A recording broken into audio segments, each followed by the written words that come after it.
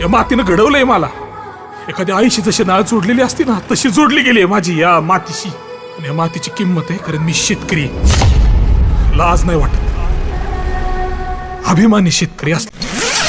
म्हणतात भारत हा एक कृषीप्रधान देश आहे. या देशाची अर्थव्यवस्था शेतीवर अवलंबून आहे. खरंच की या शेतकऱ्याची थट्टा लावली?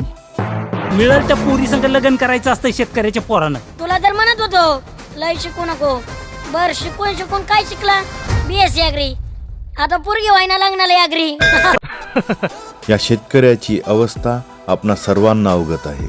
मग थोडा बदल करूया आपल्या या शेती करण्याच्या पद्धतीमध्ये व आपल्या मानसिकतेमध्ये पण. BSc अग्री शेतकरी पोरग आहे. मला नोकरी नाहीच करायची. मला शेतीत मन रमतं, त्यामुळे शेती नाही सोडता यायची मला. मान खाली घालून काय सांगताय मग?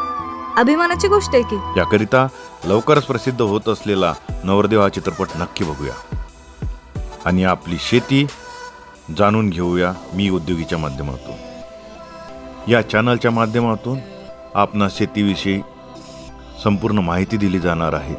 सोबतच कशा पद्धतीने व्यापारी पद्धतीने शेती करता येईल, शेतीसोबत कुठले व्यवसाय चांगल्या पद्धतीने करता येतील, आपण आपल्या शेतीला कशा पद्धतीने समजून घेता येईल, कमी खर्चात आणि आधुनिक तंत्रज्ञानाच्या माध्यमातून एक चांगल्या पद्धतीची शेती कशा पद्धतीने करता येईल, आपल्या शेतीतील मातीला समजून घेण्याची पद्धत आणि अनुभव व शिक्षण यांची सांगड घालून शेती करण्याचे आधुनिक तंत्र अवगत करूया.